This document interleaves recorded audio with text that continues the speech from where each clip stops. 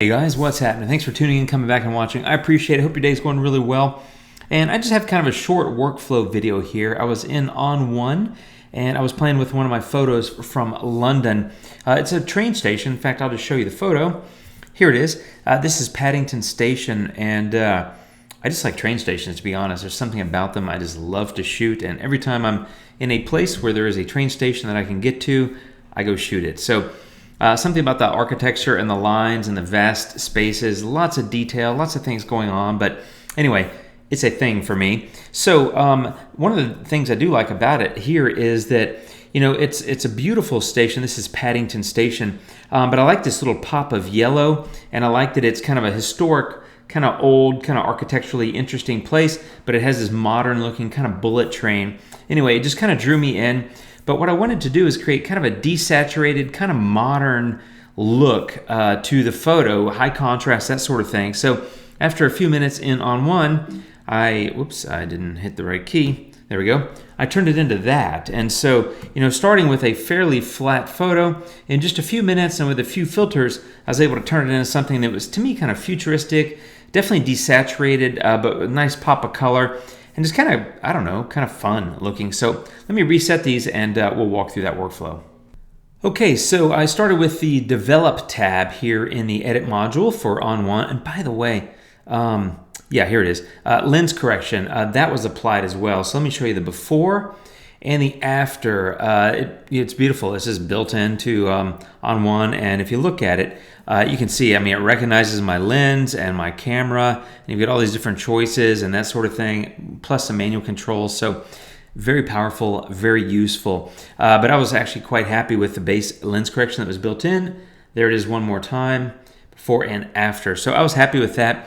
Went straight into tone and color here, just bumped the contrast a little bit, took down highlights and bumped up midtones and shadows. So just kind of brightening that up a little bit. So if you look at the before, a little bit darker in some of those areas, and after. And then I took the temperature slightly left and the tint slightly right. Just really simple stuff. And then, you know, really, I mean, I went from there to there in just a couple of minutes. The next bit of fun was really here in the in this tab where all the filters are, the Effects tab. So anytime you want to add a filter, you just click Add Filter, and you got this list of, I can't remember, something like 25 or 30 filters. But the first one I used was Dynamic Contrast. I'll go ahead and turn that on. You can see that that pops the image quite a bit. It's a really powerful filter. I use it probably on every image in On1. And in my opinion, it's probably one of the best and most useful filters, certainly one of the most versatile in On1. It just really, I mean, it's great at just driving contrast in your photos. So it defaults to a little bit on medium and large, and I bumped them both up a little bit, and that was really it. So I went from that to that, and it's starting to give me a little bit of edginess because it's kind of opened up some of those shadow areas is a little bit more, and it's, I don't know, it's just created a little bit more grit. So I just like the look. But here's where I wanted to get a little bit creative, and this is where I was kind of going for the futuristic look. And that's the power of split toning. It allows you to separate highlights and shadows and then adjust colors within each. And so I was able to do that, which is, you know, kind of that, I don't know, that steely blue kind of look and kind of desaturated looking. But I like that look quite a bit. Now, I wasn't done with it because it did a little bit, well, it really subdued that yellow quite a bit. If you look before, you see the yellow kind of pops. You got that line of yellow, you got that sign way down there, and of course you have the yellow here on the front of the train. But adding this split tone, I mean, it's global, right? So it's adjusting the highlights and shadows color across all of the highlights and shadows. And so what I did is I got the hue set here and for the highlights and the shadows separately. Do note that I'm in the mode called color. Normal looks like that. Color mode I just thought looked really good. And so you have different modes you can choose as well, which is kind of nice. So at this point I said, I really like that, but I want to bring back some yellow. And so I went to color adjustment to do that. So again, just another filter. I clicked on yellow, and I just went to the extremes in all of these. I took range all the way to the right. I took hue all the way to the left, which makes it a little bit more orange. Whereas if you go this way, it's kind of more of that chartreusey kind of yellowy green, but over here it's more orange. And then I increased the saturation 100, so it would have been down here, and I just bumped it all the way up. And that was really it. I mean, it really brought back that yellow nicely, I think. So there's the before, especially, you know, like I said, front of the train, this line, and that sign down there. And that's kind of how my eye goes through the photo. I look at the photo, I'm like, ooh, yellow popping on the front of the train. And then I kind of follow the train to the back of the train station. And there's, you know, and this yellow line kind of leads your eye that way too. And then there's that pop of yellow on that sign. So I thought that color adjustment brought that back kind of nicely. And then I wanted to do something a little bit more, and that was the sunshine filter. So I didn't want to apply it globally though. So let me just show you what I did. And let me turn that off one more time. So there it is before, and there it is after. And let me show you my mask.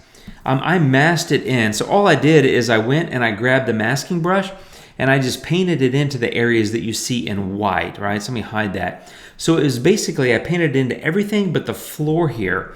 And the reason why is because on the floor, it started picking up some of the yellow, and I didn't really like the look of it. There is some yellow in that tile, but it was bringing back that color, which in my opinion, it distracted me from the pop of yellow that's really popping nicely. Let me show you what the sunshine filter did.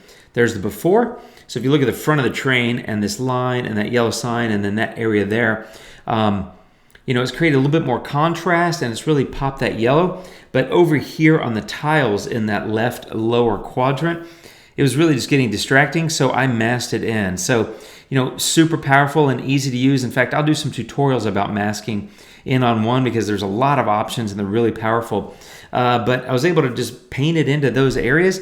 And one more time, sunshine before and after. It just looks better, and it helped me further pop that yellow, which is what I really liked about it.